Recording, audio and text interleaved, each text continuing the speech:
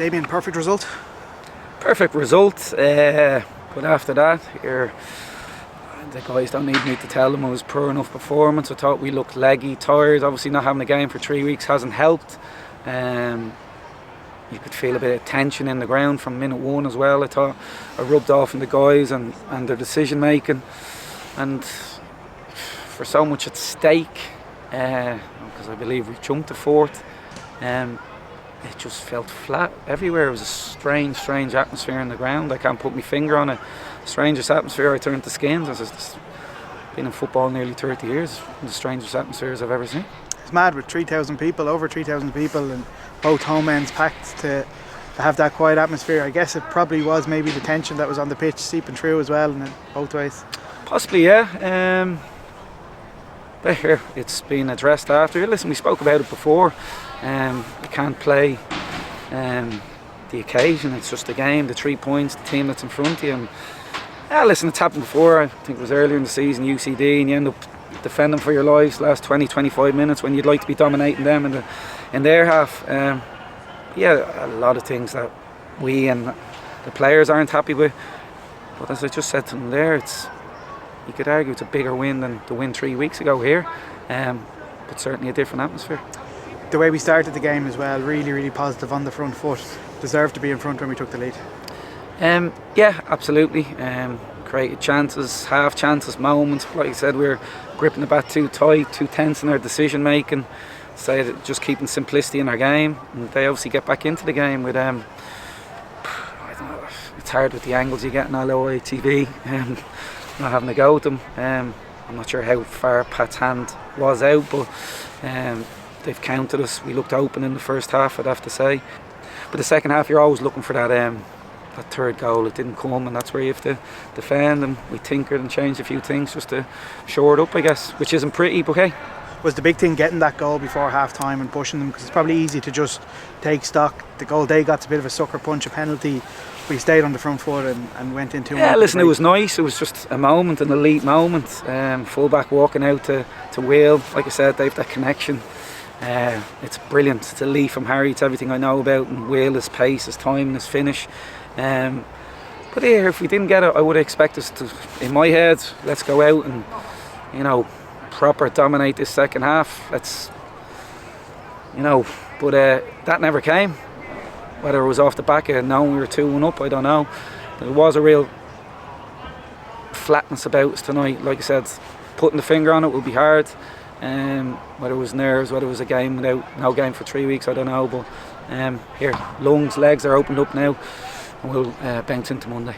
The way the lone lads have settled, the lads have come in, you can really see they've had an enormous impact. Probably Will's the best player on the pitch tonight. Head and shoulders, best player.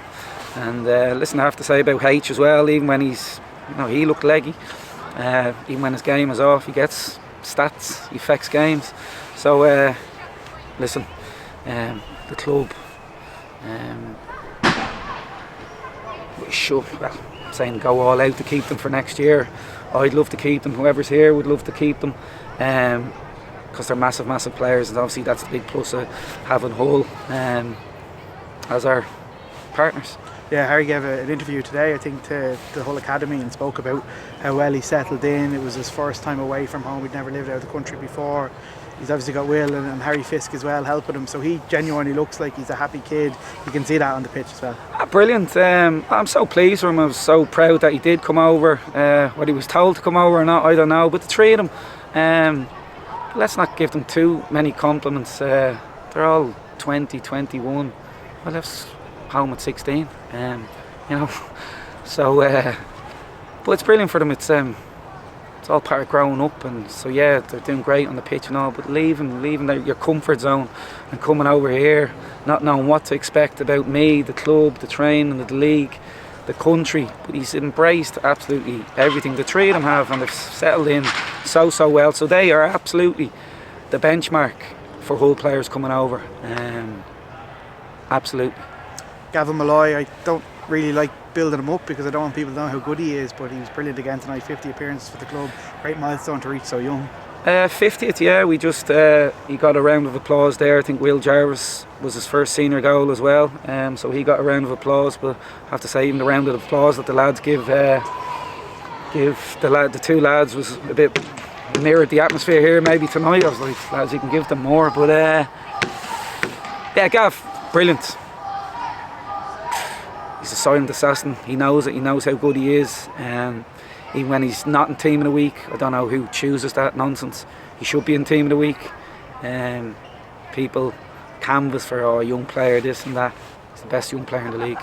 Here, and Jack's up there with him as well. So if there's 2 nominees for young player of the year this year, there's your 2.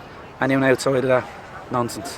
When you're trying to think of reasons why it might have been a bit flat tonight, maybe that looming game on a Monday against Bohs, which takes on extra significance now. They've obviously drawn. We've won. It's going to be a high pressure occasion. Is that something you'll relish and the players will relish? Well, I just started smiling as you were talking there, so shows what I think of the game, and I think I hope the players will anyway.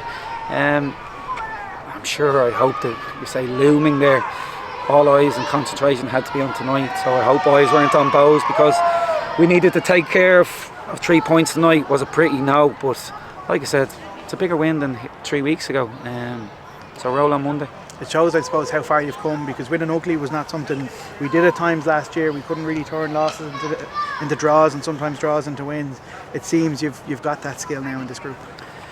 Yeah, I think a lot of it, Darren, is down to squad quality and team quality as well. So yeah, we haven't played particularly well tonight, but you know, end of the first half, ball pops out to H, understanding space, pocket, fullback walking out, wait a pass to Will.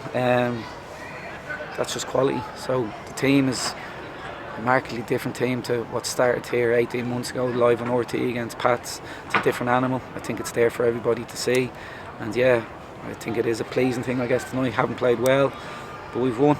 But like I've told the lads there, levels need to be completely different on Monday night. What have you made of Bohs so far? They're an incredibly dangerous team. Big players.